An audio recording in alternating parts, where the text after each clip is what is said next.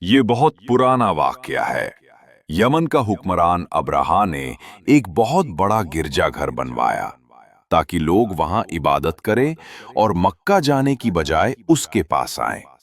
لیکن جب کسی نے اس گرجا گھر کی بے ادبی کی تو ابرہا بہت غصہ ہوا۔ اس نے فیصلہ کیا کہ کعبہ کو مٹا دیا جائے۔ ابرہا نے ایک بہت بڑا لشکر سینا تیار کیا جس میں ایک اہم ہاتھی بھی تھا جس کا نام تھا محمود۔ یہ لشکر مکہ کی طرف چلا تاکہ کعبہ کو گرا دے، لیکن جب وہ مکہ کے قریب پہنچے تو سب نے کعبہ کے رب سے مدد مانگی۔ اس وقت اللہ تعالیٰ نے اپنی قدرت دکھائی۔